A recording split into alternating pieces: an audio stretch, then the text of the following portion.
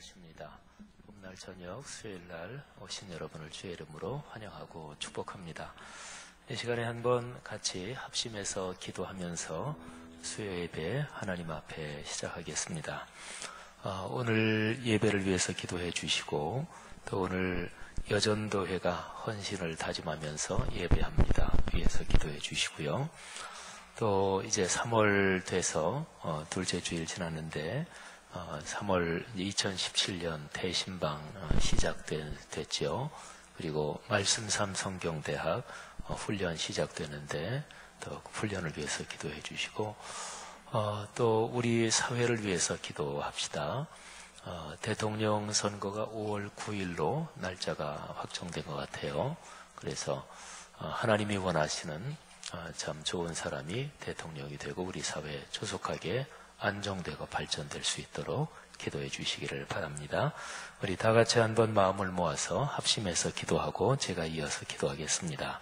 하나님 아버지 은혜를 진심으로 감사합니다. 오늘의 봄날 저녁에 주님께서 저희를 주 앞으로 불러주신 것 진심으로 감사합니다. 아버지 간절히 기도합니다. 오늘 저녁에 나온 한 사람 한 사람에게 주의 거룩하는 종을 넉넉하게 주옵소서. 하나님 사모하는 심령에 하나님의 은혜로 채우시고 또 이런저런 문제를 안고 나와 기도하는 성도들마다 하나님께서 그 기도의 응답을 주옵소서. 오늘 헌신을 다짐하며 예배합니다. 여전도의 나비를 축복해 주옵소서. 성도들의 삶을 축복해 주옵소서. 2017년 대신방을 축복하시며 또 말씀삼 성경대학 예강위에서 하나님 앞에 열심히 훈련받고들 있습니다. 하나님께서 이끌어 주시기를 원합니다. 이 민족, 이 나라, 이 사회를 긍휼히 여기사 하나님의 거룩한 종으로 붙들어 주시고 하나님 대통령 선거 일자가 공고됐습니다. 하나님 보수나 진보나 다 좋은 사람들이 경쟁해서 이 나라 잘 안정시킬 수 있도록 축복해 주옵소서. 아버지 은혜 감사합니다.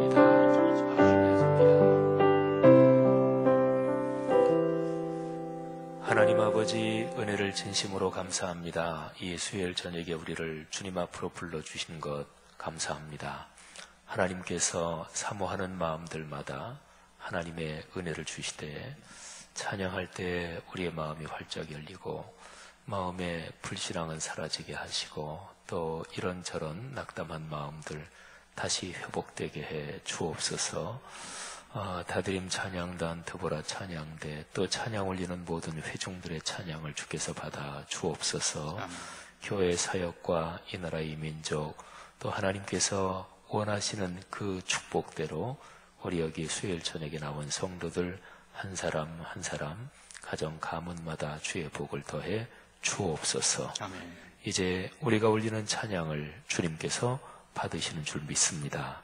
예수님 이름으로 축복하며 기도합니다. 아멘.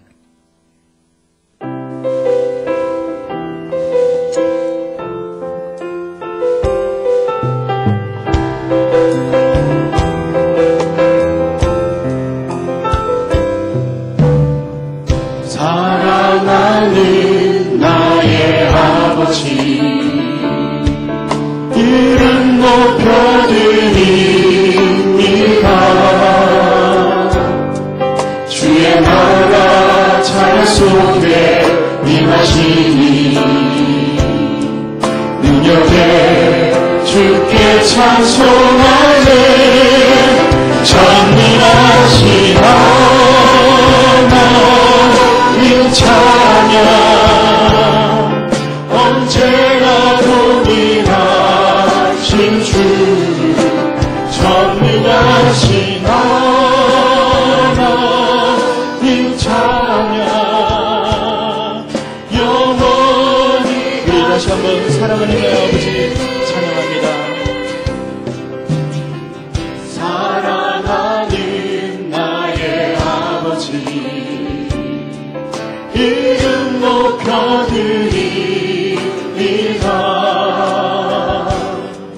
주의 나라 찬양 속에 임하시니 능력에 주께 찬송하네.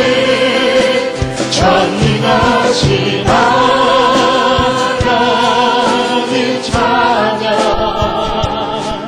언제나 동일하신 주 전능하신 하나님 찬양 영원히 다스리 우리 다시 한번 사랑하는 나의 아버지 마음 다해 찬양합니다. 사랑하는 나의 아버지 이름 높여드립니다.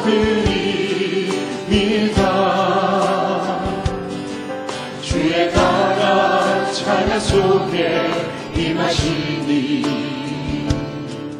능력에 주께 찬송하네 전능하신 하나님 찬양 언제나 동일하신 주 전능하신 하나님 찬양 영원히 다스리네 나 주의 이름 높이 나 주의 이름 높이 하늘 높이 올린 깃발처럼 주의 이름 높이 전능하신 하나님 찬양 언제나 동일하신 주 전능하신 하나님 찬양 영원히 다스리 우리 다시 한번 나 주의 이름 높이니 나 주의 이름 높이니 아멘 주님 나 주의 이름 높이니 하늘 높이 올린 깃발처럼 주의 이름 높이니 전능하신 하나님 찬양 언제나 동일하신 주 전능하신 하나님 찬양 영원 우리의 오른손을 높이 들고 전능하신 하나님 전능하신 하나님 찬양 이분이 언제나 동일하신 주님 언제나 동일하신 주 전능하신 하나님 찬양 영원히 우리 마음을 다해 다시 한번 전능하신 하나님 전능하신 하나님 찬양 언제나 동일하신 주 전능하신 하나님 찬양 영원히 다스리네 영원히 다스리시네 영원히 다스리네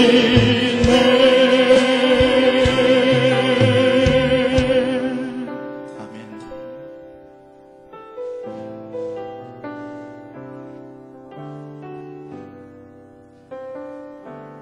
보소서 주님 나의 마음을 선한 것 하나 없습니다. 그러나 내 모든 것 주께 드립니다.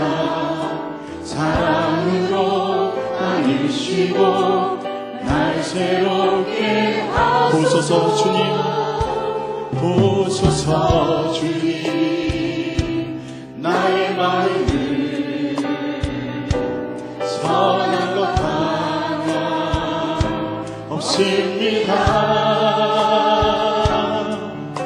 그러나 내 모든 것 주께 드립니다. 사랑으로 안으시고 날 새롭게 하소서.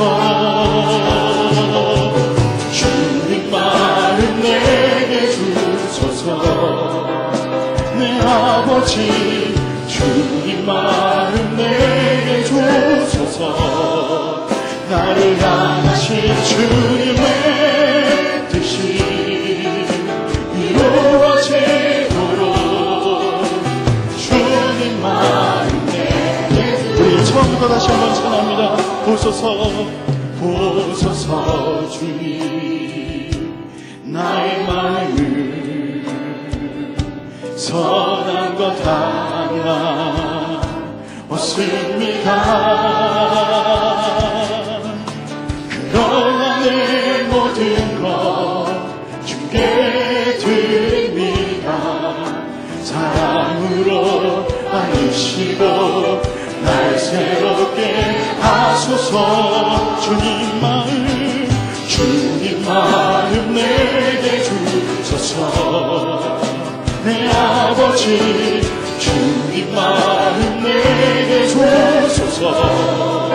나를 향하신 주님의 뜻이 이루어지도록 주님 마음 내게 주소서. 내게 사랑을 감추소. 내게 사랑을 가르치소서. 당신의 마음으로 용서하게 하소서. 주의 성령 내게 채우사 주의 길 가게 하소서. 주님 당신 마음 주소서. 주의 성령 내게 채우사 주의 길 가게 하소서. 주님 당신 마음 주소서. 주님 마음 내게 주소서. 주님 마음 내게 주소서. 내 아버지 주님 마음 내게 주소서. 나를 향하신 주님의 뜻이 이루어지도록 주님 마음 내게 우리 다시 한번 주님 마음 내게 주소서. 주님 마음 내게 주소서. 내 아버지 주님 마음 내게 주소서. 나를 향하신 주님의 뜻이 이루어지도록 주님 마음 내게 주소서. 주님 마음 내게 주소서. 하나님, 우리의 마음에 하나님의 성령을 보내주시고 오늘도 말씀을 더해 주실 것을 믿습니다. 세우신 목사님을 붙들어 주시옵소서. 목사님을 통해서 전해지는 말씀이 우리의 삶의 능력이 되게 하시고 하나님의 마음을 닮아가는 통로가 될 수 있도록 인도하여 주시옵소서. 이 나라 민족을 긍휼히 여겨주시고 특별히 오늘 예배 가운데 헌신하는 여전도의 연합회 가운데 하나님의 복이 임하게 하여 주시옵소서. 우리 함께 중보하며 기도하며 나아가도록 합니다. 하나님 감사합니다. 주님께서 이 시간 우리를 붙들어 주시고 아버지 말씀을 통해서 아버지 예배의 자리에서 하나님의 마음을 닮아갈 수 있는 인도하실 줄 믿습니다. 세우신 담임 목사님을 붙들어 주시옵소서. 하나님의 말씀을 전할 때 주의 능력이 임하게 하시고 오늘 예배 가운데 하나님의 교회가 나서도록 인도하여 주시옵소서.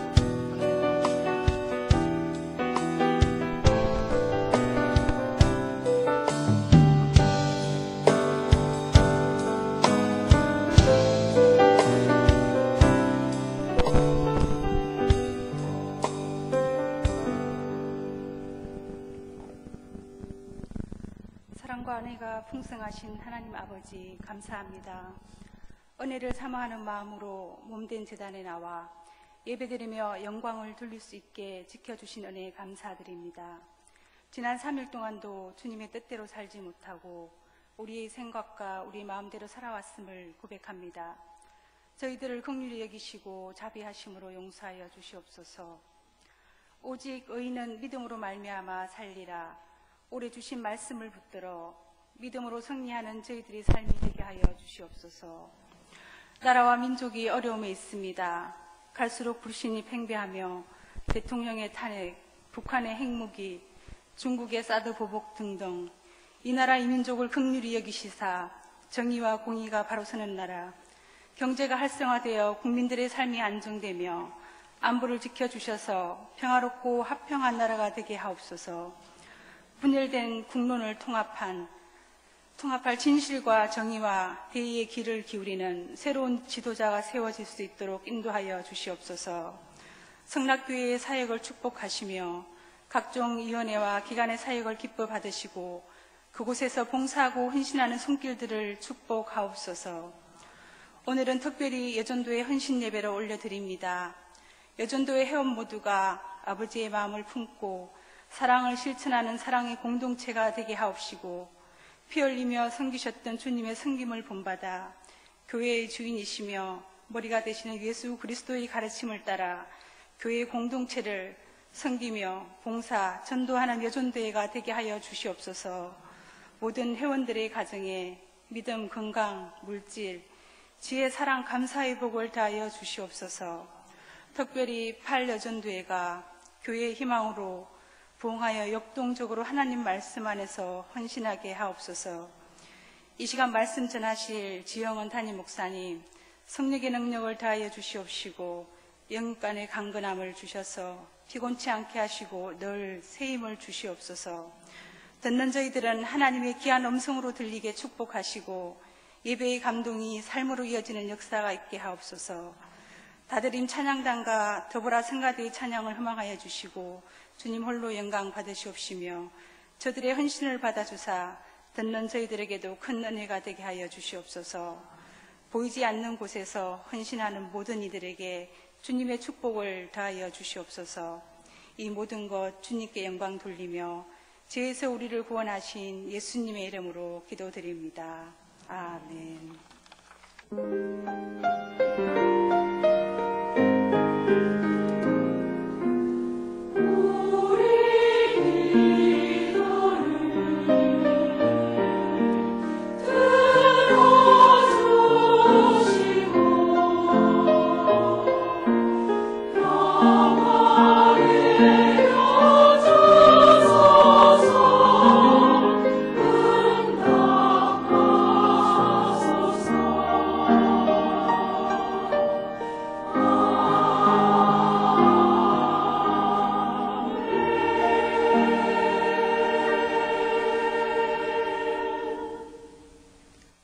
찬송가 부르기 시간입니다. 오늘은 173장, 174장 두 장 부르겠는데요. 173장 다 함께 찬송 부르자라는 짧은 곡 한 곡 부르고 이어서 대속하신 구주께서 같이 찬양하도록 하겠습니다.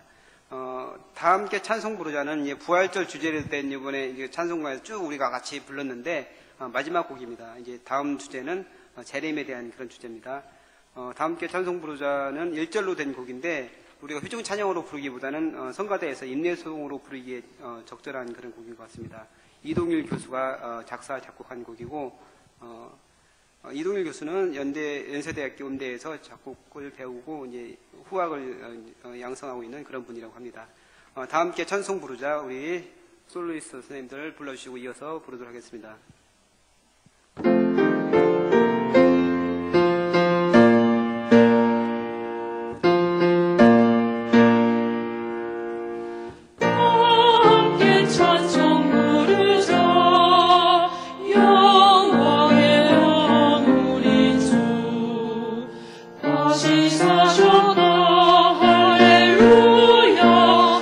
하시사셨다 할렐루야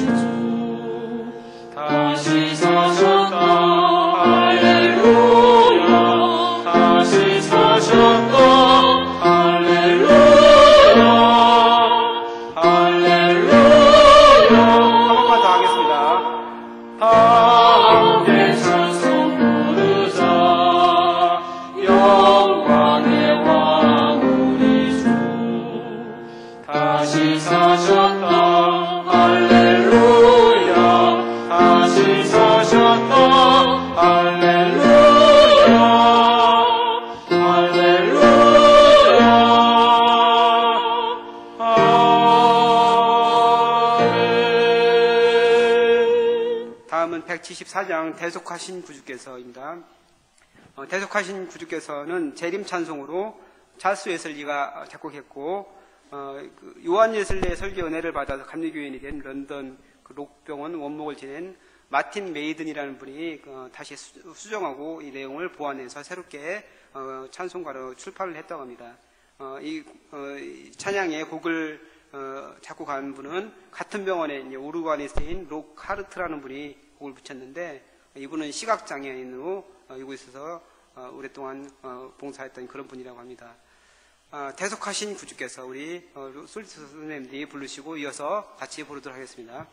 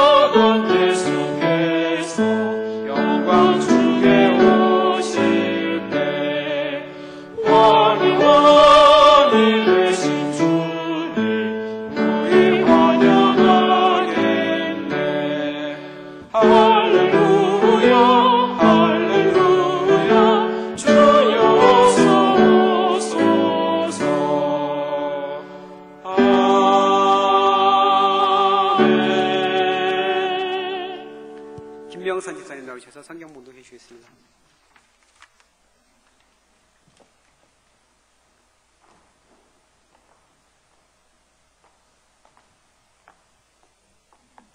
오늘 우리에게 주신 하나님의 말씀은 역대상 14장 8절에서 17절 말씀입니다. 다윗이 기름 부음을 받아 온 이스라엘의 왕이 되었다 함을 블레셋 사람들이 듣고 모든 블레셋 사람들이 다윗을 찾으러 올라오매 다윗이 듣고 대항하러 나갔으나 블레셋 사람들이 이미 이르러 르바임 골짜기로 쳐들어온지라. 다윗이 하나님께 물어 이르되 내가 블레셋 사람들을 치러 올라가리이까 주께서 그들을 내 손에 넘기시겠나이까 하니 여호와께서 그에게 이르시되 올라가라 내가 그들을 내 손에 넘기리라 하신지라. 이에 무리가 바알브라심으로 올라갔더니 다윗이 거기서 그들을 치고 다윗이 이르되 하나님이 물을 쪼갠같이 내 손으로 내 대적을 흩으셨다 하므로 그곳 이름을 바알브라심이라 부르니라. 블레셋 사람이 그들의 우상을 그곳에 버렸으므로 다윗이 명령하여 불에 사르니라. 블레셋 사람들이 다시 골짜기를 침범한지라. 다윗이 또 하나님께 묻자온데 하나님이 이르시되 마주 올라가지 말고 그들 뒤로 돌아 뽕나무 숲을 맞은 편에서 그들을 기습하되 뽕나무 꼭대기에서 걸음 걷는 소리가 들리거든 곧 나가서 싸우라. 너보다 하나님이 앞서 나아가서 블레셋 사람들의 군대를 치리라 하신지라.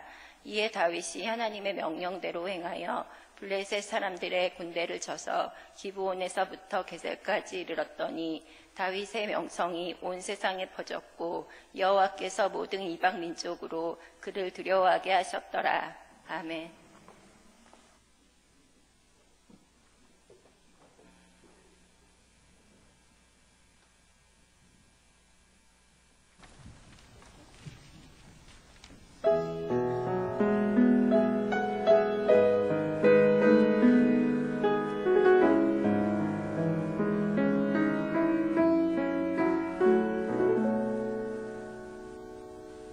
작은 물보다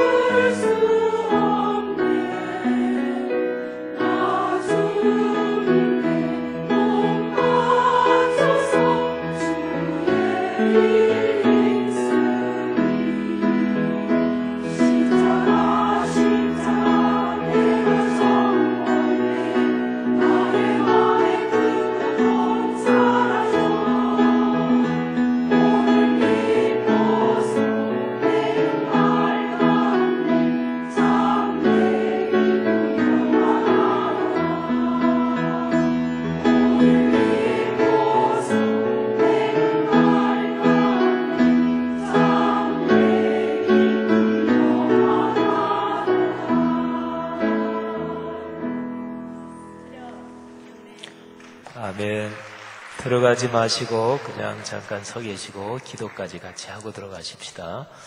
여전도회 연합회 우리 중보 기도 제목, 여전도회 임원 명단이 떠 있습니다. 회장 정성재 권사님, 또 박미선 집사님, 김옥형 권사님, 부회장님, 정선미 권사님, 총무님, 또 김순자 권사님, 김영순 권사님, 이인호 권사님, 조신영 권사님, 부총무님들, 김명선 집사님 서기, 최미숙 권사님 부서기, 신순자 권사님 회계, 박복순 권사님 부회계, 윤현주, 한무석 권사님 두 분 감사. 그 다음에 기도 제목 한번 띄워주셔요. 우리 기도 제목을 다 같이 한번 읽어보겠습니다. 2017년 우리 교회에 주신 오직 의인은 믿음으로 말미암아 살리라라는 말씀대로 여전도회가 오직 믿음으로 사명 감당하게 하소서. 섬김과 봉사 전도 사역을 기쁨으로 감당하게 하소서. 32개 개 전도 회장과 연합회 임원 모든 회원 가정에 믿음, 건강, 물질, 자녀를 축복하소서. 각 지역의 18여전도가 교회의 미래로서 부흥하고 역동적으로 헌신봉사하며 주님을 바라보는 성숙한 신앙인이 되게 하소서. 우리 다 같이 한번 통성으로 기도하고 특별히 또 앞에 나와 서신 분들 축복하며 기도하겠습니다. 다 같이 기도합니다. 하나님 아버지, 은혜를 진심으로 감사합니다. 여전도 연합회 정성재 회장 권사님 비롯해서 귀하신 임원들 축복하시며 하나님, 이 귀한 사역자들 한 분 한 분에게 가정, 가문, 몸의 건강, 경제력이 모든 것이 하나님을 믿는 믿음의 기초 위에 든든히 세워지게 하옵소서. 하나님, 여전도에 오직 의인은 믿음으로 말미암아 살리라, 이 말씀을 꼭 붙들고 사명 잘 감당하게 하옵소서. 전도와 봉사 넉넉히 감당하게 하시고 32개 개여전도회 회장님과 임원들, 회원들을 축복하시며 특별히 8여전도회 가장 나이가 젊은 귀한 여전도회를 하나님이 축복하시고 성령으로 기름 부으시고 넉넉한 은총으로 역사하여 주옵소서. 이 시간에 이분들을 축복합니다. 하나님께서 성령으로 안수해 주옵소서. 할렐루야. 참 좋으신 하나님 아버지, 우리가 이 시간에 앞에 나와 있는 분들 비롯해서 여전도 연합회 임원들 32개 개여전도회 회장님과 임원들 모든 회원들을 축복하며 기도합니다. 우리의 기도가 응답되는 줄 믿습니다. 감사합니다. 여전도회의 섬김과 봉사 하나님께 영광이 되게 하시고 또 우리 교회 모든 사역의 든든한 기초가 되게 하옵소서. 또 보이지 않게 수고하시는 이 귀한 분들의 수고를 하나님이 받으시고 가정, 가문, 주 예수 그리스도 재림하실 때까지 축복해 주시옵소서. 오늘 귀한 찬양도 받으심을 감사합니다. 예수 그리스도 이름으로 축복하며 기도 올립니다. 아멘.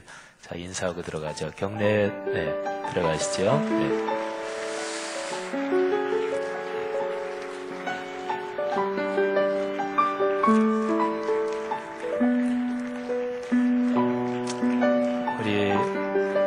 옷들도 그렇게 까만 옷으로 무대 의상 잘 준비해 입고 나오셔서 아주 고맙습니다. 축복합니다.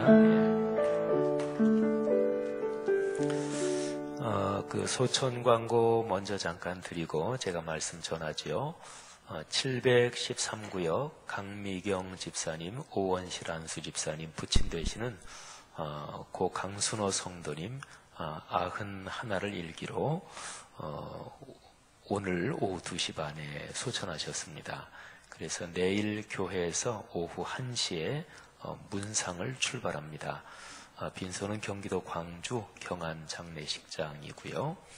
그 다음에 또 같은 교구 장례인데 708구역 윤영남 집사님 그리고 류차열 집사님의 장모님의 모친이신 고안순 집사님 77을 일기로 오늘 오전 9시에 소천하셨습니다.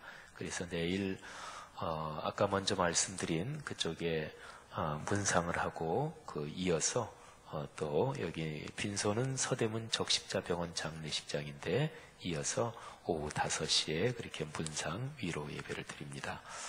상을 당한 가정에 주님의 위로가 함께 하시기를 바랍니다. 모든 장례 일정 주의 은총으로 원만하시기를 축복합니다.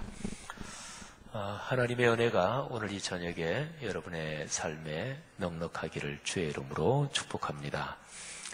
봄인데요. 봄에 모든 만물이 소생하는 것처럼 하나님께서 여러분의 신앙을 기초로 해서 여러분 삶에 필요한 모든 것을 채워주시기를 축복합니다. 먼저 오늘 제 설교를 하기 전에 참 재미있고 귀여운 동영상을 먼저 하나 보여드리겠습니다. 조명도 조금 어둡게 하시고 우리 김병일 집사님이 동영상을 하나 틀어주십시오.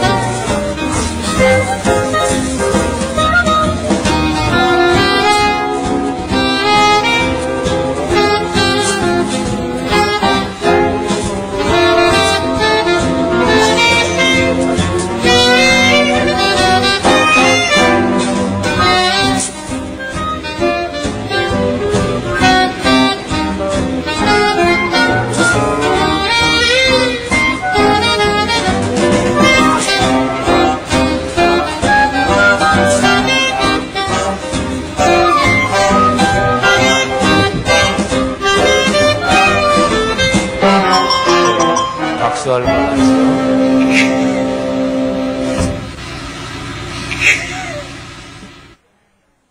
맨 마지막 저 아이 표정 보셨어요? 저 아이가 3살이라고 자막에 나오는데 뭐 서양이니까 3살하면 우리 나이로 보통 4살, 5살 하는 그 나이고요. 저기에 16번 만에 성공했는데 성공하고서 그 조랑말에 포니가 조랑말이죠. 포니에 타고 아주 흐뭇한 표정을 짓는 우리 조그만 아이의 그 표정이 아주 인상 깊습니다. 이게 설교하고 연관되는데 그건 이제 설교 끄트머리쯤에 연관되는 거를 얘기할 거니까 설교 시간에 좋으시면 그러면 이게 어떻게 설교하고 연관되는지 그거 모르니까 졸지 마시고 설교를 잘 들으시기를 바랍니다. 성경에 다윗이란 인물이 나오는데 다윗이란 인물이 얼마나 하나님의 사랑을 크게 받았는지 모릅니다. 여러분은 성경에서 이 사람처럼 복을 받았으면 좋겠다 그러는 사람이 누군지 모르겠어요. 한번 지금 생각을 해보세요. 평소 있으면 뭐 그 사람을 떠올려도 되고 성경에 나오는 하나님의 사람 중에서 난 그 사람처럼 복을 받으며 살았으면 좋겠다 하는 사람이 누구십니까? 뭐 여성들 또 남성들 자유롭게 한번 생각해 보세요. 왕이 좋으시면 뭐 왕을 떠올리셔도 되고, 근데 성경에서 망한 사람들을 뭐 떠올리는 사람은 물론 없겠고요. 뭐 다윗 왕도 대단한 분이고 또 모세 또 뭐 성경에 복받은 많은 사람들이 있습니다. 또 한국에서 한동안 유행이 됐죠. 야베스의 기도. 근데 성경에 야베스라는 사람은 딱 그냥 그거 한 군데 외에는 나오지 않습니다. 그래서 그 사람이 뭐 조상이 어떻게 되는지 어떻게 살았는지 그런 건 아무것도 없어요. 근데 야베스의 기도, 그게 한국에서 책도 한동안 유행했는데 야베스는 참 굉장히 힘겹게 살았던 사람이에요. 한 한두 절이지만 그거를 가만히 들여다보면, 그런데 힘겨운 자신의 일반적인 눈으로 보면 절망적이고 또 희망이 도무지 없는 그런 인생을 하나님에 대한 믿음으로 극복한 사람, 이렇게 볼 수가 있는데, 뭐 어쨌든 야베스를 혹시 떠올릴 분이 계신지 모르겠어요. 성경에서 가장 축복을 받은 사람 그러면 저는 이제 머릿속에 몇 사람이 떠오르는데, 그 중에서 이 사람처럼 살고 싶다 그런 사람이 다윗은 아닙니다. 왜냐하면 다윗은 너무나 힘겨운 그 여정을 많이 겪은 사람이기 때문에 그만큼 다윗처럼 사선을 넘고 그래서 결국에는 복을 얻고 그럴 자신은 솔직히 없어요. 근데 그 마음과 신앙을 본받는다. 그러면 저는 한 두세 사람 떠오르는 사람 중에서 다윗, 그리고 세례 요한, 이런 사람이 떠올라요. 다윗의 마음이 가진 신앙, 다윗의 그 신앙의 중심은 참으로 귀합니다. 저는 요즘 다윗을 이렇게 저렇게 생각하면서 하나님이 성경에 있는 하나님의 사람들을 깊이 사랑하시는데 다윗은 편애했다 이러실 정도로 다윗을 사랑합니다. 그런데 다윗은 가만히 성경을 묵상해 보면 하나님이 그렇게 사랑할 만 하십니다. 그거는 충분히 다윗은 그럴 자격이 있어요. 그런데 오늘 다윗의 인생에서 어떤 한 장면이 또 여기에 기록이 되어 있습니다. 오늘 여기 장면은 다윗이 인생에 수많은 고비, 죽을 고비, 또 수많은 고통의 골짜기를 다 거친 다음에 이제 드디어 영광의 자리에 오르게 되는 이제 그런 좀 정도의 장면입니다. 다윗이 전체 이스라엘의 왕이 됩니다. 사울에게 쫓기고 죽음의 고비를 넘고 그러던 건 다 끝나고 사울은 이제 끝장나죠. 그리고 이제 다윗이 전체 이스라엘 12지파의 왕으로 추대됩니다. 원래 다윗이 속한 지파는 유다 지파예요. 그래서 다윗이 유다 지파 또 시몬 지파 사실은 한 2지파 정도의 지지를 먼저 받았는데 나중에 사울이 죽고 나서 나머지 10지파가 그 지도자들이 스스로 찾아와서 다윗한테 당신은 전체 이스라엘의 왕이십니다. 우리가 당신을 왕으로 모시겠습니다. 이렇게 추대를 해요. 전체 이스라엘의 왕이 됩니다. 다윗은 왕이 되고 나서 전체 이스라엘을 통합시키기 위해서 아주 중요한 일을 합니다. 그 중요한 일이 2가지인데요. 하나는 수도를 새로 정하는 것입니다. 대개요, 어떤 시대의 지도자가 여러 가지 어렵고 복잡한 상황에서 지도자의 자리에 오를 때 수도를 옮긴다, 천도라고 하지요. 그런 거는 동서고금을 막론하고 많이 있었던 일이에요. 우리나라도 근자의 역사에서 세종시로 수도를 옮기자 이런 얘기도 있었고 지금 정부 부처 중에서 꽤 많은 부처가 내려가 있잖아요. 또 우리나라 옛날 삼국시대나 이런 역사를 보면 이제 왕조가 바뀌면 수도를 옮기지요. 고려시대는 북한의 개성 거기가 바로 수도였잖아요. 또 더 거슬러 올라가면 또 다른 삼국시대에는 또 거기가 수도 여러 군데가 있었고 그렇죠. 다윗이 예루살렘을 수도로 정하는데 원래 예루살렘은 이스라엘 민족이 살던 땅이 아니었습니다. 그러니까 가나안 땅 중에서도 완전히 100% 점령하지 못한 땅들이 있었거든요. 예루살렘도 그런 땅 중에 하나였습니다. 거기는 여부스 족속들이 살고 있는 땅이었고 현재 예루살렘도 그렇습니다만은 그 옛날에 교통이 안 좋고 이런 때는 더욱더 난공불락의 성이었어요. 거기가 해발 한 800고지 정도 되니까 난공불락의 성이었죠. 산성도시였습니다. 근데 다윗 수하의 용장들이 그 성을 점령했죠. 그래가지고 다윗성이라고 이름을 처음에는 붙입니다. 나중에는 이제 예루살렘이 돼요. 근데 그 여부스 성읍, 다윗이 빼앗은 다윗 성읍이라고 명령한 거기는 원래 다윗을 지지하던 유다 족속 또 시몬 족속 이쪽하고도 연관이 없는 것이고 또 저 북쪽에 있는 10지파에도 연관이 없는 곳이니까 다윗은 전체 이스라엘의 통합을 위해서 이쪽에도 연고가 없고 저쪽에도 연고가 없는 새로운 도시를 수도로 삼는 거예요. 다윗 왕의 어쨌든 탁월한 통치의 지혜라고 볼 수가 있죠. 그 다음에 또 하나 다윗이 중요한 조치를 취합니다. 그거는 하나님의 궤를 그 다윗성으로 모셔오는 것입니다. 아까 이제 잘 읽어주신 역대상 14장 이 말씀은 하나님의 교회를 다윗성으로 모셔오는 그 두 번의 시도 그 사이에 있는 거예요. 13장에 보면 하나님의 교회를 다윗성으로 모셔옵니다. 근데 처음에는 실패해요. 그리고 14장을 건너서 15장에 보면 다시 몇 달 뒤에 두 번째로 하나님의 교회를 다윗성으로 모셔옵니다. 그때는 잘 모셔오지요. 그래서 이 두 번의 언약궤를 모시는 장면, 그 사이에 있는 게 오늘 아까 읽어주신 이 14장 말씀입니다. 자, 이 말씀에서는요, 다윗이 블레셋과 두 번의 전투를 벌이는 내용이 그렇습니다. 근데 한번 잠깐 생각해 보세요. 다윗의 인생에서 지금이 얼마나 중요한 시기인지 한번 잠깐 생각해 보세요. 천신만고 끝에 수많은 어려움을 이제 이겨내고서 전체 이스라엘의 지도자가 됐습니다. 초기니까 아주 중요하잖아요. 그래서 아까 말씀드린 대로 성읍도 새로이 정하고 그리고 하나님의 교회도 이제 모셔오려고 1차 시도를 했었는데 되지는 않았지만 초기에 잘 세팅이 돼야 그래야 이제 그 다음에 계속 나라가 지속되는데 이게 원만할 거 아니겠어요. 그러니까 다윗으로서는 전 이스라엘의 왕이 되고 나서 아주 중요한 시기인데 근데 블레셋이 침공을 해온 거예요.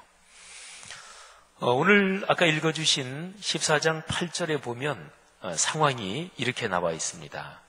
다윗이 기름 부음을 받아 온 이스라엘의 왕이 되었다 함을 블레셋 사람들이 듣고 모든 블레셋 사람들이 다윗을 찾으러 올라오매 다윗이 듣고 대항하러 나갔으나 우선 블레셋 군대가 침공한 것이 적은 수가 아니었습니다. 모든 블레셋 사람 이렇게 표현됐죠. 그러니까 거의 군대를 총동원해서 침공을 했다 하는 것이고요. 다윗이 듣고 대항하러 나갔습니다. 근데 9절 말씀에 보면 블레셋 군대의 침공 속도가 굉장히 빨랐습니다. 블레셋 사람들이 이미 이르러 르바임 골짜기로 쳐들어온지라.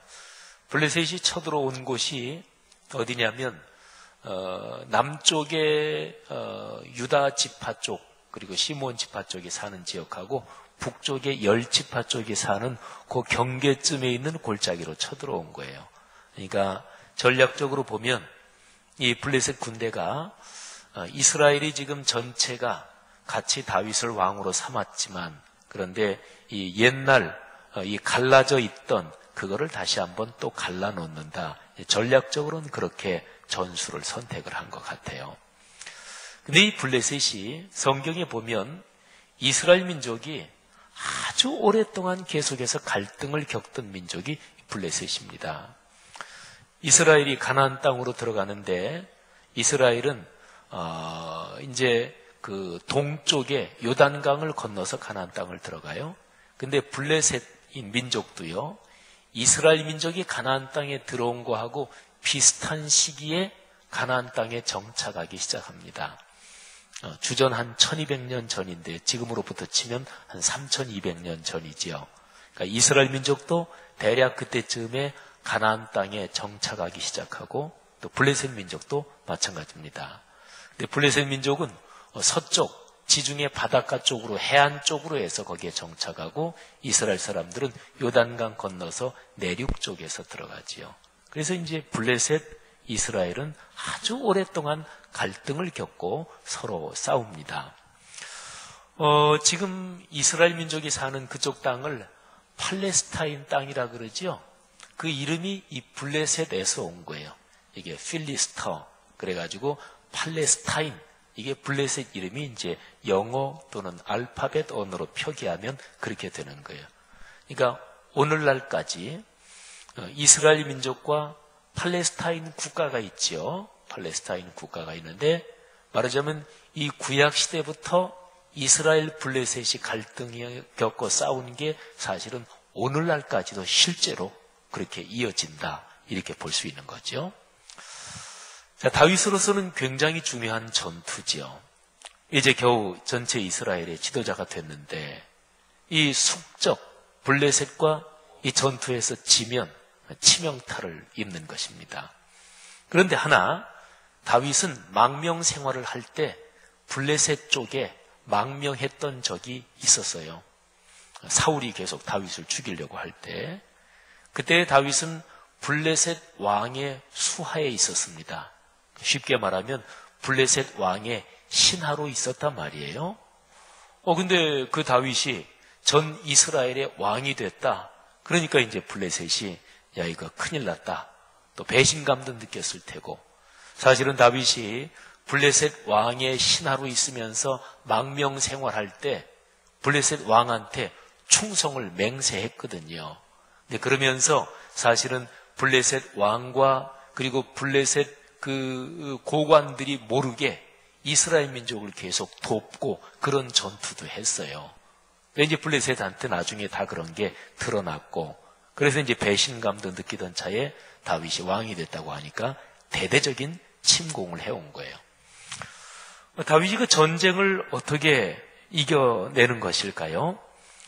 오늘 읽어주신 말씀에서 아주 중요한 말씀이 10절에 기록이 되어 있습니다. 자, 10절을 한번 다 같이 보시죠. 아주 중요한 구절이니까 10절을 다 같이 한번 읽겠습니다. 다윗이 하나님께 물어 이르되 내가 블레셋 사람들을 치러 올라가리이까 주께서 그들을 내 손에 넘기시겠나이까 하니 여호와께서 그에게 이르시되 올라가라 내가 그들을 내 손에 넘기리라 하신지라. 아멘. 다윗이 하나님께 묻습니다. 그리고 하나님께서 대답을 하십니다. 다윗이 자기 지혜로 자기 전술로 그렇게 전투하는 게 아니라 하나님께 묻습니다. 사실은요, 다윗 수하의 군대가 전투력이 굉장했습니다. 그러니까 다윗과 함께 사선을 넘은 용장들이 다윗 수하에 굉장히 많았습니다. 다윗이 망명 시절 그 조금 전에 아둘람 굴, 아둘람이라는 산지에서 진지를 구축하고 있었던 적이 있었어요.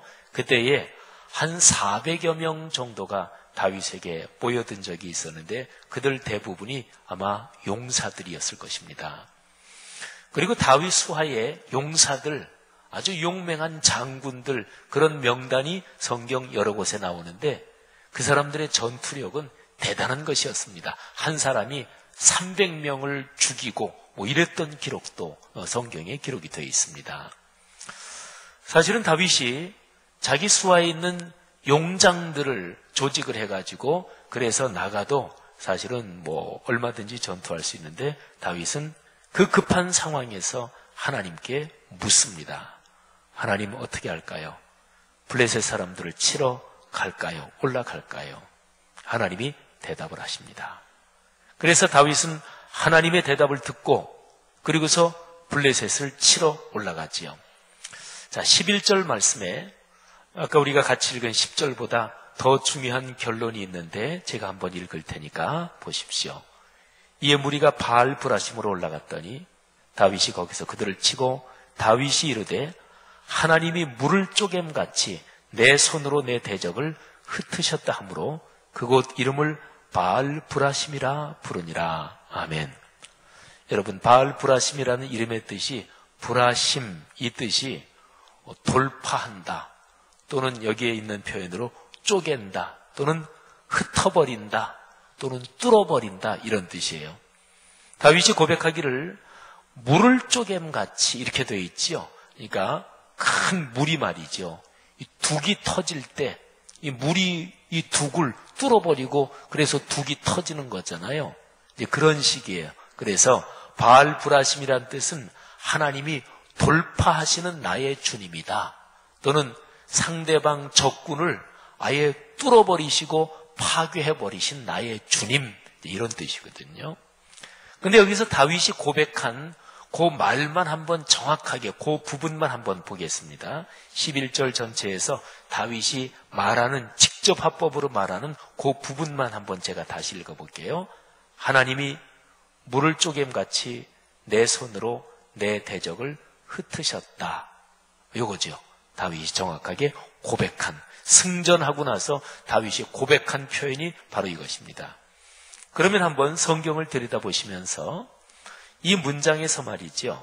문장에는 문장의 주요 성분이 있고 부차적인 성분이 있어요. 부차적인 성분은 다 빼도 문장의 주요 성분만 가지고도 문장이 됩니다. 예를 들면 나는 오늘 오후 3시에 내 친구랑 만나서 늦게 점심을 먹었다. 그러면 오후 3시 이거는 빼도 문장이 돼요. 나는 내 친구와 만나서 늦게 점심을 먹었다 이렇게 되니까 내 친구와 만나서 이것도 빼도 문장이 돼요. 나는 늦게 점심을 먹었다. 늦게 이것도 빼도 문장이 되죠. 나는 점심을 먹었다. 그 다음에 점심을 이것도 빼도 문장이 돼요. 나는 먹었다. 그러니까 제일 중요한 문장의 주성분은 나는 이게 주어지요. 주부. 그 다음에 먹었다. 이게 동사 또는 수어지요. 그러니까 주어, 수어. 요것만 간단하게 두 요소만 있으면 문장이 완벽한 문장이 되거든요. 자, 그러면 다윗이 블레셋의 대대적인 침공을 꺾고 나서 다윗이 고백한 말, 그 중에서 제일 중요한 주어, 수어 두 단어만 한번 뽑아보겠습니다. 자, 11절을 다시 한번 볼까요? 제가 한번 다윗이 고백한 말, 그것만 다시 읽어볼 테니까 여러분들이 거기에서 주어, 수어 두 가지만 한번 찾아보세요. 자, 다윗의 고백입니다. 하나님이 물을 쪼갬같이 내 손으로 내 대적을 흩으셨다. 아멘. 자, 주어가 어떤 건가요? 하나님이. 그리고 수어가 뭐예요? 흩으셨다. 이거죠. 여러분, 이 두 단어로 구성된 아주 짧지만 완벽한 문장을 생각해 보십시오. 하나님이 흩으셨다. 누가 흩으셨다고요? 하나님이 흩으셨습니다. 다윗이 대적에게서 공격을 받는데 그때 다윗의 주님이신 하나님께서 어떻게 하셨다고요? 흩어버리셨다고요. 다윗을 치고 다윗을 공격하는 그 대적들을 하나님께서 깨시고 하나님이 쪼개시고 하나님이 흩으셨습니다. 그러니까 다윗이 하나님께 승전하고 나서 고백한 또는 다른 사람들에게 자기를 따르는 휘하 장군들 또는 이스라엘 백성들에게 승전의 감사를 보고하면서 다윗이 공개적으로 고백한 거예요. 여러분, 하나님께서 하셨습니다. 하나님께서 적군을 흩으셨습니다. 하나님께서 승리하게 하셨습니다. 이렇게 다윗이 공개적으로 고백한 거지요. 여러분, 바로 이 짤막한 두 단어로 된 이 문장에 다윗이 가진 신앙의 중심이 있습니다. 하나님이 하셨다. 그런 거죠. 다윗은 아까 말씀드린 대로 죽을 고비를 수도 없이 넘긴 사람인데, 근데 대개 사람이 어려운 고비를 넘기고 또 그런 거를 이겨내고 하면 그 사람 마음속에 이건 사람 누구나 다 비슷한데요. 아, 내가 이 정도 해냈다. 그래서 어려움을 겪을 때는 뭐 쉽지는 않겠죠. 누구나 다. 근데 그거를 한 번 이겨내고 또 이겨내고 그러면서 그 사람 마음속에 자신감이 생기는 거죠. 그래서 내가 이 정도 어려운 상황도 이겨냈다. 내가 해냈다. 이런 생각이 사실은 점점 더 들 수가 있는 거죠. 그건 기본적으로 좋은 것입니다. 사람은 살면서 자신감이 있어야 되죠. 용기를 가지지 않으면 삶을 건강하게 이끌 수 없잖아요. 그래서 어려움을 두려워하지 말고 또 이런저런 상황에 겁내지 말고 쫄지 말고 사람은 용기를 가져야 합니다.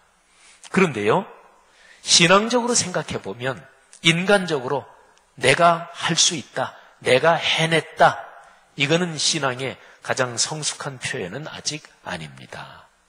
하나님께서 나를 도우셨다. 그리고 하나님이 도우셨다 이 정도가 아니라 사실은 실제로 근본적으로 본질적으로 하나님이 하셨다. 이게 이제 신앙인의 가장 근본적인 고백인 거지요. 바로 여기 11절에 다윗의 그런 고백이 들어있는 거지요. 여러분, 잠시 이 지점에서 여러분의 삶을, 우리 각자 자신의 삶을 돌아보면 좋겠습니다. 사람은 살면서 자기가 원하는 것을 성취하지 못하는 거, 이런 게 누구에게나 다 있습니다. 그런데 또 반면에 내가 그래도 삶에서 원하는 바를 100% 성취하진 못했어도 내가 삶에서 이 정도 성취했다. 이 정도는 내가 참으로 해냈다. 그런 것도 또 누구에게나 다 있죠. 그런데 오늘 여기 다윗의 고백, 이거를 보면서 여러분에게도 이 다윗의 고백처럼 이런 고백이 여러분의 삶에 어떤 사건하고 연관이 되어 있는지 한번 생각을 해보십시오. 지금까지 살아오시면서 여러분이 이루었던 일, 또는 하나님께 참 감사드린, 또 그렇게 감격적으로 내 살아온 과거에서 머리에 떠오르는 그 좋은 일, 성공한 기억들, 그런 걸 한번 생각해 보십시오.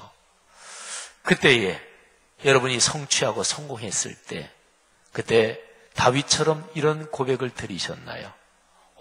주님께서 하셨습니다. 아니면 그 성공하고 성취했을 때 다른 사람들이 다 축하한다고 할 때 그때에 그래, 내가 이 정도 능력을 가지고 이 일을 해냈지. 혹시 그런 감격, 그런 자아 도취 가운데 계시진 않았습니까? 아니면 일이 지난 뒤에도 좋습니다. 사람은 누구나 다 성공하는, 잘된 그 순간에 자기 자신에 대해서 흡족한 마음이 드는 것 자체가 나쁜 건 아니니까요. 근데 일이 지난 다음에 맞아, 얼마 전에 성취한 그 일, 또는 내가 살아오면서 몇 년 전에 참 그 일을 아름답게 성취했는데 그게 내 힘이 아니었지, 하나님께서 하신 것이었지. 그렇게 사후에라도, 일이 지난 뒤에라도 하나님께 진심으로 잘된 일에 대해서 영광을 돌린, 그렇게 고백을 드린 기억이 납니까? 여러분이 살아오시면서 진실한 마음으로 그렇게 하나님께 고백을 올린 일, 어떤 것입니까? 좀 지금 우선 생각하면 몇 가지 좀 떠오르십니까? 제가 진실하게 이렇게 말씀드렸죠. 우리 사람은요, 사람 앞에서는 인사치레로 하는 거, 그거를 그 사람 속을 다 알 수는 없습니다. 또 어떤 사람은 진짜로 그 사람이 얘기하는 거는 굉장히 진실하고 참 그냥 아주 그냥 진지하게 얘기하는데 속은 다른 경우도 있거든요. 그래서 10길 물속은 알아도 한 길 사람 속은 모른다고 하는 옛말이 바로 그런 것입니다. 근데 사람에게서나 그렇지 하나님에게서도 그게 통하겠어요? 그렇지 않죠. 사람은 적어도 자신이 혼자 있을 때, 자신이 자신의 내면을 살필 때, 그때는 사실은 사람이 속이기가 쉽지 않은 거예요. 근데 요 경우도 속이기도 합니다. 자기가 자기를 속여요. 심리적으로는 그래요. 자기 망상에 사로잡혀서, 그래서 다른 사람이 보기에는 저 사람 거짓말인데, 저 사람 잘못된 길로 가는데, 근데 자기가 자기 확신을 가지고 그렇게 자기 정신을 속이는 경우도 있어요. 자, 그런데 어떤 사람이 하나님 앞에 있을 때 하나님 앞에서 자기를 속일 수가 있을까요? 그거는 불가능합니다. 그러니까요, 제가 아까 말씀드린 것처럼 여러분이 지금까지 살아오시면서 좋은 일, 잘된 일, 성취, 성공한 일, 어떤 것든지 좋습니다. 근데 그 일에 대해서 진실한 마음으로 주님, 하나님께서 하셨습니다. 감사합니다. 이렇게 고백을 드렸던 기억, 어떤 것들입니까? 성도 여러분들이요, 지금까지 살아온 내 삶에서 그렇게 진실하게 하나님 앞에 고백을 못했을지라도 오늘 이 설교를 듣고 하나님이 감동을 주시면 오늘 예배 후에 또는 예배 때 이렇게 마음속에 금방 떠오르는 일이 있으면은 금방이라도 주님, 그 일 진짜로 주님께서 하셨습니다, 이런 감동, 이런 고백이 있기를 주의 이름으로 권면합니다. 자, 보세요. 다윗은 그렇게 하나님 앞에 고백했는데, 자, 그래서 1차 전투에서 이겼잖아요. 근데 블레셋이 또 한 번 침공합니다. 13절, 블레셋 사람들이 다시 골짜기를 침범한지라. 근데 다윗이 아까 1차 전투하고 똑같아요. 14절에 보니까 또 하나님께 묻자온대. 하나님께 또 물어요. 근데 다윗이 묻는 게 형식적으로 묻지 않습니다. 진지하게 묻고요. 그리고 하나님의 음성에 진지하게 귀를 기울입니다. 두 번째 물었을 때 하나님께서는 두 번째 대답을 첫 번째하고는 다르게 해주십니다. 첫 번째는 올라가서 쳐라 그러셨거든요. 두 번째는 정면 공격하지 말아라. 그들의 뒤로 돌아서 기습을 해라. 그런데 기다려라. 뽕나무 숲을, 그러니까 뽕나무 위, 뽕나무 꼭대기에서 막 걸음 걷는 소리가 들릴 거다. 그러면 그 소리가 들릴 때 그때 가서 기습해라. 근데 그 소리는 하나님이 앞서 먼저 나가서 블레셋 군대를 치는 소리예요. 그러니까 하나님이 전격적으로 개입을 해 주시는 거지요. 2차 전투도 성공적으로 끝납니다.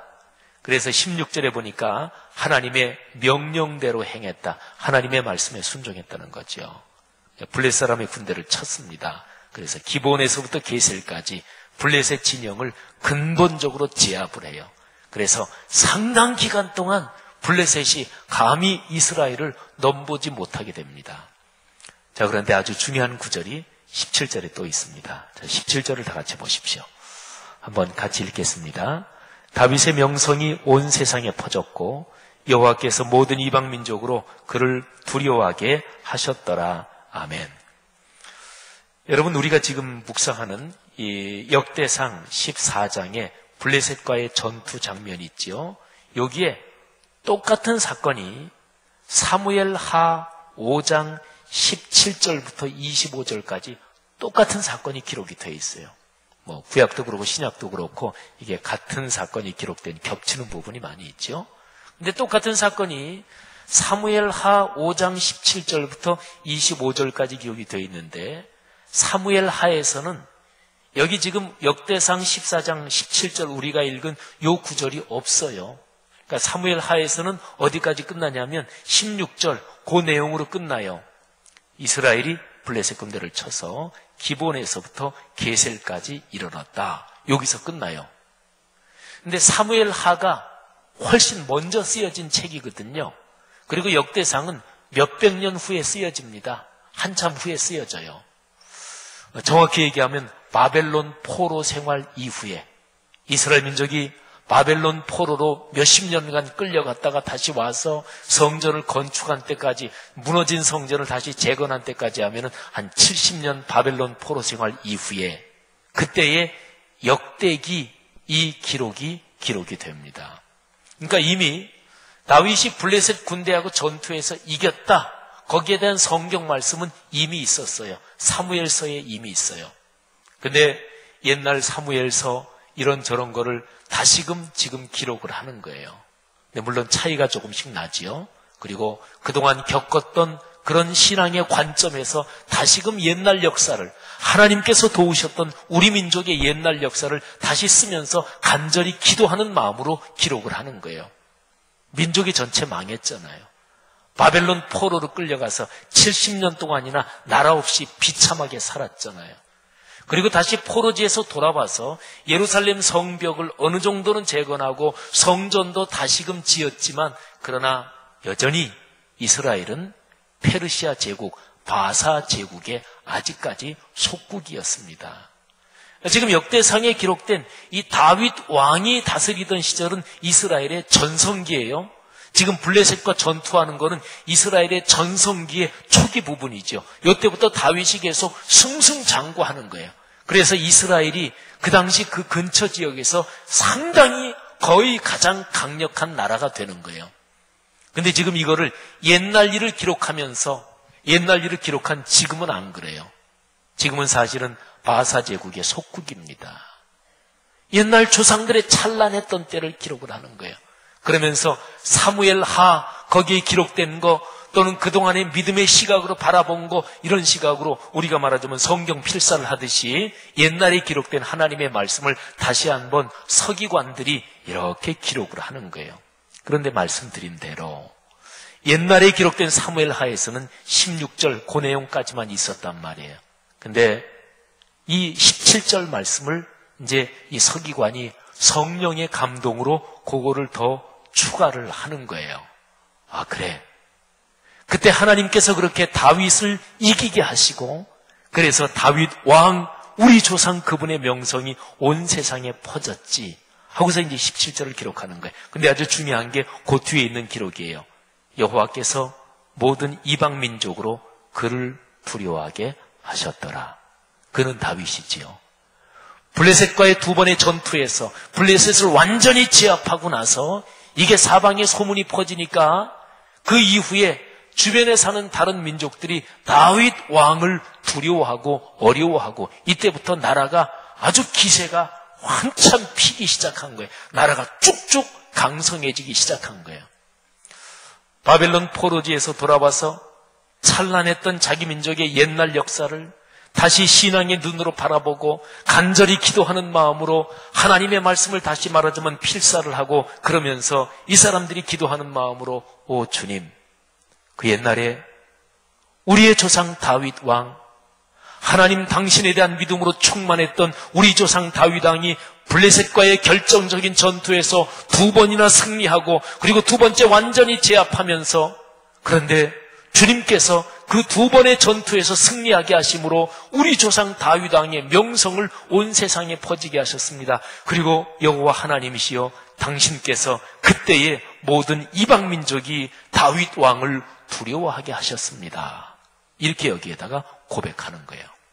자, 그러면 17절을 다시 보십시오. 아까 제가 했던 것처럼 17절에서 역대기서를 기록한 이 서기관이 말이죠. 하나님의 영으로 충만했던 이 사람이 몇백 년 전에 있었던 옛날 일을 회고하면서 그러면서 하나님께 과거 이스라엘 조상들의 역사에서 하나님께 신앙을 고백하는 거예요. 그 고백한 것만 제가 한번 읽어볼게요. 여호와께서 모든 이방 민족으로 그를 다윗을 두려워하게 하셨더라. 제가 지금 읽어드린 이 문장에서 아까처럼 주어, 수어 두 개만 찾아보겠습니다. 주어가 뭔가요? 여호와께서. 수어가 뭔가요? 하셨더라. 다른 거는 다 문장의 부가적인 요소입니다. 여호와께서 하셨더라. 누가 하셨다고요? 여호와께서 하셨다고요. 여호와께서 무엇을 하셨다고요? 다윗을 공격하는 또는 당신의 선택한 백성을 공격하는 그 적군을 하나님께서 완전히 제압하고 깨셔서 그래서 주변 사람들이 당신이 선택하신 백성 그리고 당신이 세우신 지도자를 두려워하게 하셨더라. 누가 하셨나? 여호와께서 하셨습니다. 여러분, 이게 바로 다윗의 중심적인 고백이고 다윗이 평생 살면서 그가 가졌던 신앙의 심장과도 같은 부분이었습니다. 제가 지금 17절 말씀은 역대기서를 기록한 이 저자, 기록자, 이 서기관이 자기 조상 옛날 일을 돌아보면서 기도하면서 고백한 말씀이라 그랬는데 역시 내용은 같죠. 한 국가가 말이죠. 한 사회가 기고만장하면 그 사회가 망가집니다. 그거는 개인이나 똑같아요. 이거는 역사를 이렇게 보면은 어느 한 사회가 강력해지고 부강해질 때 그때 그 사회가 다른 더 못 사는 나라 또는 다른 어떤 힘들게 사는 민족 또는 기독교 신앙을 떠나서 인간의 양심의 가치에 비추어 봐서 또는 인륜 도덕에 비추어 봐서 그 사회가 강해지고 부유해지고 이런 거를 인간 양심상 인륜 도덕에 비추어 봐서 좋다고 생각되는 그런 방향으로 쓰면 그 사회는 계속 발전해요. 근데 그러지 않고 기고만장해서 주변에 우리나라보다 더 약한 나라 침공해서 짓밟고 또는 거기에서 경제적으로 부유해진 거를 인륜, 도덕, 양심하고 반대되는 방향으로 허랑방탕하게 쓰면 그 사회는 반드시 망가집니다. 그런 가정도 마찬가지예요. 개인도 마찬가지예요. 원리는 똑같습니다. 교만하면 망하는 길로 들어서는 거죠. 그래서 교만은 패망의 선봉이라고 한 거죠. 그러면 생각해 보세요. 교만하지 않을 수 있는 방법이 뭔가요? 그건 바로 신앙인에게는 너무나 명백합니다. 창조의 주 하나님을 기억하는 거예요. 구원의 주 하나님을 기억하는 거예요. 하나님을 잊어버리지 않는 거예요. 하나님을 기억하면 교만에 빠지지 않을 수 있습니다. 왜요? 너무나 뻔하잖아요. 하나님이 하시는 거죠. 하나님이 도우시는 거지요. 내 능력, 내가 잘나서 하는 게 아니다. 그런 얘기란 말이에요. 사랑하는 성도 여러분들이요. 하나님께서 흩으셨습니다. 하나님께서 하셨습니다. 주님께서 이루셨습니다. 이 고백이 여러분과 저 우리 모두의 삶에 늘 진실한 고백이 되기를 주의 이름으로 축복합니다. 아까 제일 처음에 본 그 동영상 그거하고 한번 연결시켜서 결론을 맺으면 이렇습니다. 그 동영상에 나오는 그 조그만 아이, 그 크로슬린인가? 영어 앞에 나오는 이름 보니까 그렇던데 그 여자아이가 성취했잖아요. 16번 만에 드디어 조랑말등에 올라타는데 성공을 했어요. 전 그 동영상을 여러 번 봤는데 근데 그 동영상을 보면서 여자아이도 대단하지만 아우 조랑말이 그 녀석이 참 대단하다 저그 생각을 했어요. 아까 봐서 아시겠지만 굉장히 아팠을 것 같아요. 그 여자아이가 털을 막 잡아 당기면서 하는데 근데 그 조랑말은 인내와 그 인품이 대단히 성숙한 조랑말이에요. 전혀 아프다는 내색도 안 하고. 근데 어쨌든 그 여자아이가 그 조그만 아이가 16번 만에 드디어 올라타고서 이렇게 카메라 쪽을 쳐다보면서 그 짓는 표정, 영어 그 자막 보니까 success라고 나오잖아요. 성공. 드디어 성취했단 말이에요. 그 표정은 참 소중한 표정입니다. 내가 땀 흘리고 힘들이고 노력해서 드디어 얻었을 때 그게 사실은 시편 128편에 나오는 그 축복하고 똑같아요. 내 손이 수고한 대로 먹을 것이라. 만일에 아빠가 그 아이를 덥석 안아서 이렇게 태워줘도 기분은 좋았겠지만 그런데 그 아이가 16번이나 시도해서 드디어 올라탔을 때 자기가 느꼈던 그런 흡족한 마음은 결코 경험하지 못했겠죠. 여자의 표정은 소중한 거예요. 그 꼬마의 표정이 교만하다고 얘기하는 건 아니에요. 그러니까 교만하고 어떤 일을 이루었을 때 내가 이 정도 되지, 나보다 능력 못한 사람은 아래로 깔아보고 그건 참 아직 덜 된 사람이죠. 그런데 여자의 그 표정은 전혀 그런 게 참 소중한 사람의 삶에서 아주 소중한 가치를 지닌 표정입니다. 근데 그 여자아이의 그 표정보다 더 귀한 게 있단 말이에요. 그게 바로 다윗처럼 하나님이 하셨습니다. 이렇게 고백할 때 그때 그 그리스도인의 표정에 나타나는 평안 또 그 만족감 그리고 하나님께 영광을 돌리고 나서 하나님께서 마음에 주시는 평안과 그 담대함 그 표정은 그 여자아이가 지었던 표정하고는 비교도 되지 않을 정도로 더 복되고 더 값지고 더 가치 있겠지요. 사랑하는 성도들이요. 최선을 다해야지요. 살아가시면서 최선을 다해야지요. 그런데 최선을 다할 수 있는 그 마음과 최선을 다하는 그 힘까지도 하나님으로부터 오는 거지요. 그래서 우리는 어떤 일을 성취하든지 성취하고 나서 인사치레가 아니고 형식으로가 아니고 진실한 마음으로 주여 주님께서 하셨습니다. 그렇게 고백하는 거죠. 이런 고백이 우리의 삶에 늘 이어지기를 주의 이름으로 축복합니다. 자, 우리 들은 말씀을 생각하면서 찬송을 하나 불렀으면 좋겠어요. 317장 찬송인데요. 우리 피아노로 한번 쳐주시고 가사를 제가 한번 읽어볼 테니까 가사의 제일 중심 주제는 주님 예수께서 주신 은혜입니다. 은혜. 다윗이 하나님께서 하셨습니다. 주님의 은혜입니다. 이런 것처럼 우리 그리스도인이 주님의 은혜를 묵상할 때 가장 핵심은 십자가의 은혜입니다. 예수 그리스도의 십자가 사건이죠. 317장은 바로 그것을 찬양한 노래입니다.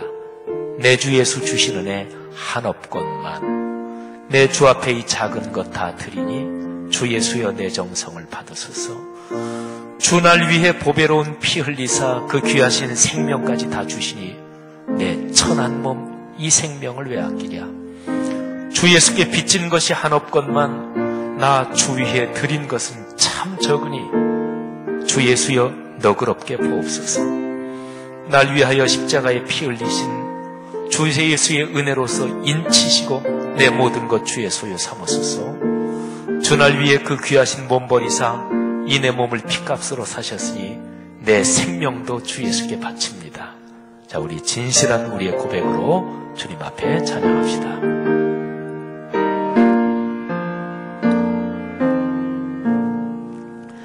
내 주 예수 주신 은혜 한없건만 내 주 앞에 이 적은 것 다 드리니 주 예수여 내 정성을 받으소서. 주 날 위해 보배로운 피 흘리사 그 귀하신 생명까지 다 주시니 내 천한 몸 이 생명을 왜하기야. 주 예수께 빚진 것이 한없건만 나 주 위에 드린 것은 참 적으니 주 예수여 너 그렇게 보옵소서. 날 위하여 십자가에 피 흘리시 주 예수의 은혜로서 인치시고 내 모든 것 주의 소유 삼으소서. 주 날 위해 그 귀하신 몸 버리사 이 내 몸을 값으로 사셨으니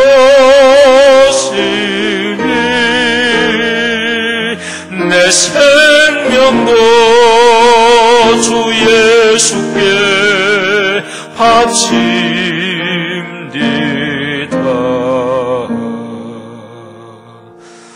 기도하십시다.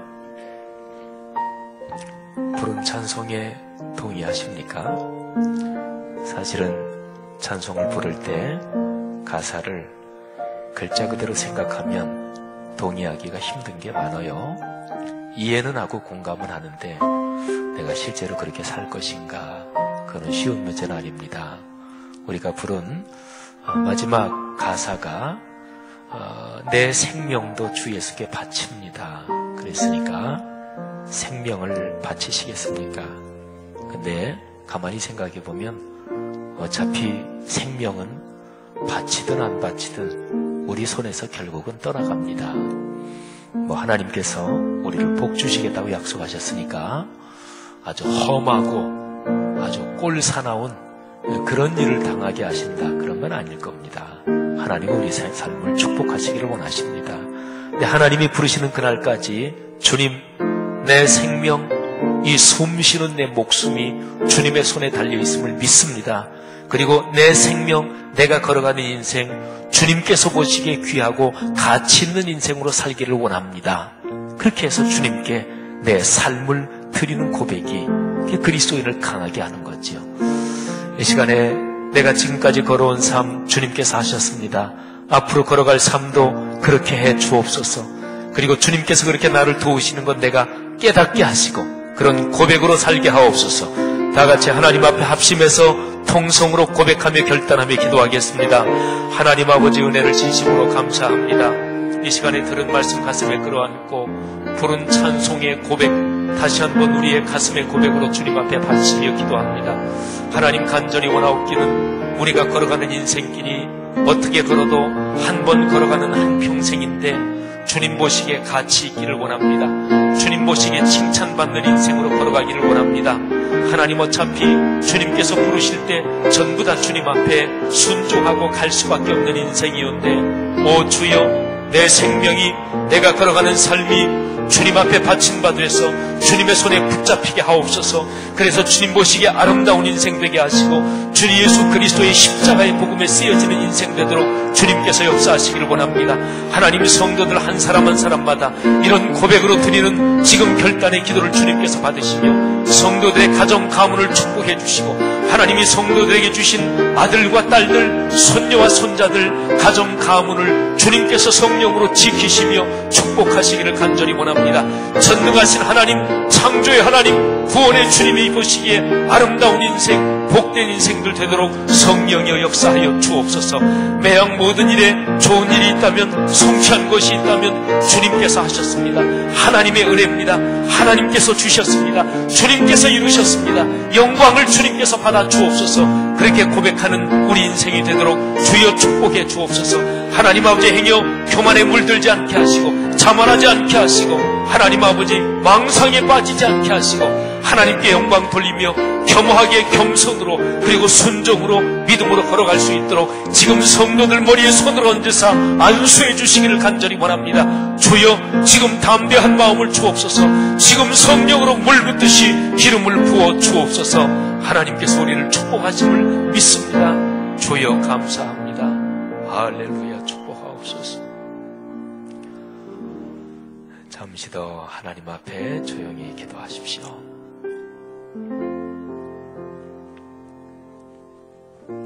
지금 간절하게 올린 기도를 주님께서 받으셨습니다. 그는 성경 말씀으로 보면 분명히 그렇습니다. 진실하게 올린 기도는 주님이 반드시 받으십니다. 진실하게 올린 기도는 결코 땅에 떨어지지 않습니다. 지금 이 시간에 성령께서 여러분의 마음에 말씀해 주십니다. 그리고 성령께서 여러분을 지금 축복하십니다. 걸어가신 주님께서 여러분을 격려하십니다.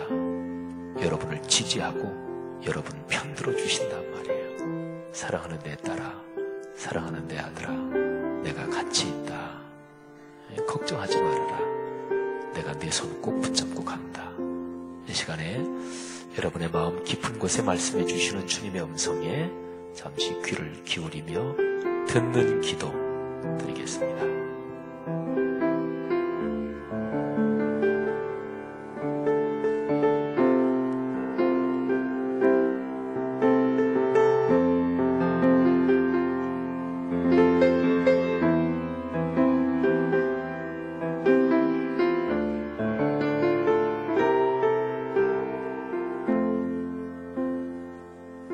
주님 은혜 진심으로 감사합니다.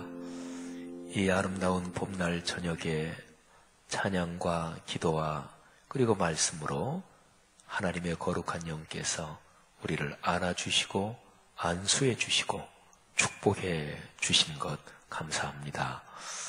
오늘 이 자리에 같이 있지는 않지만 우리의 사랑하는 가족들, 해외 출장 중이든 또는 국내 어디 타지에 있든 가정에 있든 병상에 있든 또 우리 사랑하는 성도들의 자녀들 군대에 가 있든 유학 중에 있든 어디에 있든지 간에 지금 하나님께서 동일한 은혜로 축복해 주옵소서. 어렵고 힘든 일, 해결해야 되는데 풀리지 않는 문제들, 염려, 근심, 걱정 내려놓고 주님 앞에 맡깁니다. 주님께서 우리보다 더 잘하시는 것 인정합니다. 주님께서 도와주시는 것 믿습니다. 합력해서 선을 이루어지는 것 믿습니다. 하나님의 거룩하신 사랑이 지금 이 시간에 넉넉하게 함께 하옵소서.